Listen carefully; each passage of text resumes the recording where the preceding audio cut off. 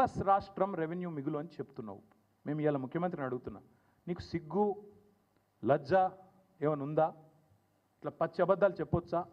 నాకు నెలకు 4,000 మైనస్ ఉందని అబద్ధాలు చెప్పొచ్చా? అది కూడా చెప్తాను నేను మీకు. రెవెన్యూ సర్ప్లస్ అని నీ ప్రభుత్వమే చెప్తుంది, ఇంకో దిక్కేమో నెలకు 4,000 ఘాటా ఉందని చెప్తావా? ఇట్లా అబద్ధాలు చెప్పొచ్చా ముఖ్యమంత్రి అంటాడు? అది సాటుగా అరలో కూర్చొని అదేందో మళ్ళీ మైకులో చెప్పేది అందుకు అది సిగ్గైనట్టు. నేను అందుకే చెప్తున్నా, ఇది ముఖ్యమంత్రి గారికి చదువుకో కొద్దిగా అప్పుడప్పుడు. మీ డిపార్ట్మెంట్లు మీ ప్రభుత్వం ప్రచురించే పుస్తకాలు అప్పుడప్పుడు చదువు. మీ డిపార్ట్మెంట్ చెప్పిన లెక్కల ప్రకారమే, ఫైనాన్స్ డిపార్ట్మెంటు ఆర్బీఐ చెప్పిన లెక్కల ప్రకారం రాష్ట్రానికి రెవెన్యూ రిసీట్ 2024-25 గాను 2,21,242 కోట్లు. అంటే దీన్ని కనుక మీరు 12తో విభజిస్తే, 12 నెలలకు కానీ విభజిస్తే ప్రతి నెల మనకు 18,436 కోట్ల 94 లక్షలు. 18,436 కోట్ల 94 లక్షలు ప్రభుత్వానికి రెవెన్యూ రిసీట్ రూపంలో, ఇప్పుడు నేను చెప్పినట్టు రకరకాల రూపంలో, ట్యాక్స్ల రూపంలో, ఇంకో రూపంలో వచ్చేది. దాంతోపాటు క్యాపిటల్ రిసీట్స్ ఉంటాయి. క్యాపిటల్ రిసీట్స్ అంటే ఏంటి? మనకు ఆల్రెడీ అప్రూవ్ అయిన ఓపెన్ మార్కెట్ లోన్లు ఉంటాయి, ఫ్లోటింగ్ డెట్ ఉంటుంది, దాంతోపాటు కొన్ని డిపాజిట్లు ఉంటాయి. ప్రతి డిపార్ట్మెంట్కి డిపాజిట్స్ ఉంటాయి, ఫిక్స్డ్ డిపాజిట్లు ఎట్సెట్రా.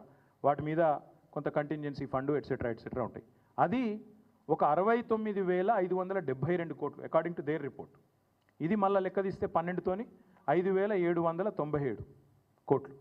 రెండు కలిపితే నీకు నెల నెల వచ్చే ఆదాయం 18,436 కోట్లు ప్లస్ నీ క్యాపిటల్ రిసీట్ నెలకు ఉండేది 5,797 కోట్లు. మొత్తం రెండు కలిపితే నెలకు రేవంత్ రెడ్డి ప్రభుత్వానికి ఇవాళ అందుబాటులో ఉన్నది 24,234 కోట్లు. అంటే నువ్వు చెప్పినట్టు నెల ఖర్చు పెట్టంగా ఇంకా మిగిలేది ఎంత తెలుసా? నెలకు దగ్గర 1,734 కోట్ల మిగులు ఉంది నెలకు, ఇతర కార్యక్రమాలు చేయడానికి, డెవలప్మెంట్ వర్క్స్ కానీ ఇంకోటి కానీ చేయడానికి. ముఖ్యమంత్రిని అడుగుతా ఉన్నా, ఇంత అబద్ధాలు చెప్పొచ్చా? 4,000 ఘాటా ఉందని చెప్పొచ్చా? క్లియర్గా నీకు రెసీట్స్ కనబడుతున్నాయి, ఇదే రిపోర్ట్లో నీకు క్లియర్గా నీ మంత్లీ రెవెన్యూ కనబడుతున్నది. రెండు కలిపితే నీకు నెలకు ఇంకొక 1,734 కోట్లు ఖర్చు పెట్టుకునే వెసులుబాటు కనబడుతున్నది, అయినా అబద్ధాలు చెప్తావు. ఇంకొక దారుణమైన మాట చెప్పినాడు, జీతాలకి. ఇది నేను ఊరికైనా చెప్పట్లేదు, ఇది కూడా రేవంత్ రెడ్డి గారు చెప్పిన మాట. జీతాలకి నెలకు 6,500 కోట్లు అవుతుందని రేవంత్ రెడ్డి గారు చెప్పారు. ఏమని? 18,500 కోట్లు payment of salaries of employees అని చెప్పాడు. కానీ ఎంత పచ్చి అబద్ధపు మాట అంటే అది. ఎందుకంటే మళ్ళీ పీఆర్సీ ఇవ్వకుండా తప్పించుకుంటుంది ఇదంతా. పీఆర్సీ ఇవ్వద్దు, డిఏలు ఎగ్గొట్టాలి, ఏదో ఒకటి చెప్పి మొత్తానికి ఆగమాగం చేయాలి. అది కూడా ఎంత జూట మాట అంటే, మా దగ్గర ఇదే రిపోర్ట్ ప్రకారం లెక్కలు ఉన్నాయి. ఇవాళ ఆర్బీఐ లెక్కల ప్రకారం జీతాలకు మొత్తం సంవత్సరానికి 40,000 కోట్లు, పెన్షన్లకు 11,641 కోట్లు, జీతాలకు 40,782 కోట్లు. రెండు కలిపితే కూడా మీకు 52,424 కోట్లు. అంటే డివైడెడ్ బై 12 వేసుకోండి, నెలకి ఎంత పోతుంది? 4,360 కోట్లు. మరి రేవంత్ రెడ్డి గారు 6,500 కోట్లు అని చెప్పి బడాయించి చెడాయించి నోటికొచ్చిన లెక్క చెప్తాడు.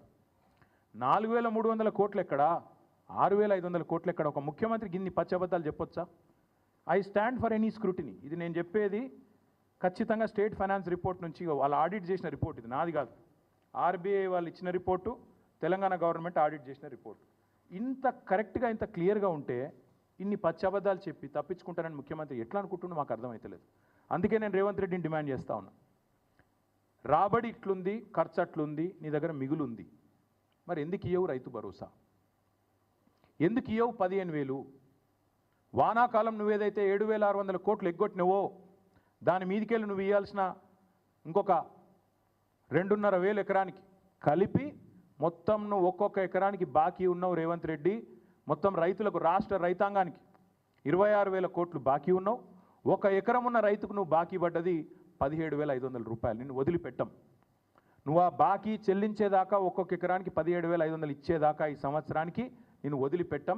ఎట్టి పరిస్థితుల్లో నేను తప్పించుకొని ఇయ్యం. అందుకే రేపు రాష్ట్ర వ్యాప్తంగా మా సోదరులకు, రైతు సోదరులకు, మా బీఆర్ఎస్ పార్టీ నాయకులకు, కార్యకర్తలకు మేము పిలుపునిస్తూ ఉన్నాం. ఈ ప్రభుత్వం అబద్ధాలు చెప్పి అప్పుల పాలైన రాష్ట్రం అని దివాలాకోరు మాటలు చెప్పి తప్పించుకునే ప్రయత్నం చేస్తున్నది. ఈ లెక్కలు నేను మీకు పంపిస్తాను, ఊరూరికి పంపిస్తాం, తెలుగులో ఇంగ్లీష్లో ఎండగడదాం, అవసరమైతే ఊరూరికి ఫ్లెక్సీలు పెడదాం, ఏం జరుగుతున్నది ఈ రాష్ట్రంలో వివరంగా చెబుదాం. అందుకే ఈ రాష్ట్రంలోని రైతాంగానికి మేము చేసే విజ్ఞప్తి, వాళ్ళు ఏ మాట అయితే చెప్పారో రైతు డిక్లరేషన్లో గ్యారంటీల రూపంలో 6 గ్యారంటీల రూపంలో 100 రోజులు అని చెప్పినారో అమలయ్యేదాకా ఎంబడబడదాం. మన అసెంబ్లీ ముంగటున్న గన్ పార్క్ నుంచి మొదలు పెడితే గల్లీ దాకా, అంటే గ్రామం నుంచి మొదలు పెడితే అసెంబ్లీ దాకా ఎంబడబడదాం. ఢిల్లీలో రాజ్యసభ సభ్యులు ఉన్నారు, పార్లమెంట్లో వాళ్ళు కూడా ఎంబడబడతారు. కాంగ్రెస్ పార్టీ మాట నిలబెట్టుకోవాలని అక్కడ వారు కూడా గర్జిస్తారు. ప్రతి ఎకరానికి మీరే చెప్పారు 2 పంటలకు 15,000 ఇస్తామన్నారు. 15,000 ఇచ్చి తీరాల్సిందే. ఇవ్వకపోతే కాంగ్రెస్ నాయకులు ప్రజాక్షేత్రంలో ఎట్లా తిరుగుతారో మేము కూడా చూస్తాం. రైతులకు మేము విజ్ఞప్తి చేస్తున్నాం, పిలుపునిస్తున్నాం. ఈ నయవంచనకు పాల్పడ్డ కాంగ్రెస్ను నిలదీయండి. ఎక్కడికక్కడ కాంగ్రెస్ కార్యకర్తలను, కాంగ్రెస్ నాయకులను అడగండి. కాంగ్రెస్ ప్రజాప్రతినిధులను అడగండి, ఏమైందయ్యా, ఎందుకు అబద్ధాలు చెప్తున్నారు, రాష్ట్రం అప్పుల పాలైందని చెప్పి దివాలాకోరు మాటలు ఎందుకు మాట్లాడుతున్నారు అడగండి. అదేవిధంగా మీకు బాకీ ఉన్న 17,500 రూపాయల ఎకరానికి ఖచ్చితంగా ఇచ్చేదాకా కాంగ్రెస్ పార్టీని ఎక్కడికక్కడ నిలదీయండి అని పిలుపునిస్తూ ఉన్నాం. రేపు రాష్ట్ర వ్యాప్తంగా అన్ని మండలాల్లో మా పార్టీ నాయకులు, మా పార్టీ కార్యకర్తలు వివిధ రూపాల్లో రేపు జిల్లాలలో, నియోజకవర్గాలలో, మండలాల్లో ఎక్కడికక్కడ రాష్ట్ర రైతాంగానికి మద్దతుగా, సంఘీభావంగా ఈ మోసానికి వ్యతిరేకంగా నిరసనలు కార్యక్రమాలు వివిధ రూపాల్లో చేపడతాం. ఈ ప్రభుత్వం దిగొచ్చేదాకా ఈ నిరసనలు ఒక్కరోజుతో వదిలిపెట్టాం. చూస్తాం, రేపు నిరసన చెప్తాం. ప్రభుత్వం సంక్రాంతి వరకు ఏదైతే వేస్తానంటుందో రైతు భరోసా జనవరి 26 నుంచి ప్రారంభం అంటున్నారు. సంక్రాంతి తర్వాత వీళ్ళు మాట నిలుపుకుంటారా, 15,000 ఇస్తారా, ఇయ్యరా, తప్పకుండా చూస్తాం. అట్లాగే మేము గమనిస్తూ ఉన్నాం జాగ్రత్తగా. పత్తి రైతును మోసం చేసే ప్రయత్నం, కంది రైతులను మోసం చేసే ప్రయత్నం, ఎవరైతే లాంగ్ డ్యూరేషన్ క్రాప్స్ చేసే రైతులు ఉన్నారో 6-7 నెలల పంట, రెండో పంట వేసుకోవడానికి అవకాశం లేని వాళ్ళను మోసం చేస్తారా, వాళ్ళకు కూడా ఇస్తారా చూస్తాం.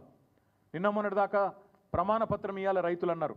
మరి ప్రమాణపత్రం అడుగుతారా లేదా యథావిధిగా వేస్తారా అది కూడా గమనిస్తాం. హార్టికల్చర్ రైతులు ఉన్నారు, పామాయిల్ రైతులు, నిమ్మ, బత్తాయి, దానిమ్మ, మామిడి ఇట్లా పెద్ద ఎత్తున లక్షల ఎకరాల్లో సాగు చేస్తున్న రైతులు ఉన్నారు. వాళ్ళకు కూడా ఇస్తారా, ఇయ్యరా చూస్తాం. ఉద్యోగస్తులకు ఇయ్యమని చెప్పి కోతలు పెట్టే ప్రయత్నం చేస్తూ ఉన్నారు. ఉద్యోగస్తులకు భూమితోని సంబంధాన్ని తెంపే ప్రయత్నం చేస్తున్నారు. దాన్ని కూడా తప్పకుండా కనిపెట్టుకుంటాం. వారికి కూడా ఖచ్చితంగా ఇవ్వాలని చెప్పి మేము డిమాండ్ చేస్తూ ఉన్నాం. ఎందుకు చెప్తున్నా ఈ మాట అంటే ఆవేదనతో. ఈ పథకం ప్రపంచ చరిత్రలో కాదు, ఎక్కడ కూడా ఏ నాయకుడు ఆలోచించిన ఒక అద్భుతమైన పథకం రైతు బంధు. అట్లాంటి పథకాన్ని ఇలా బొందబెట్టే ప్రయత్నం చేస్తారు.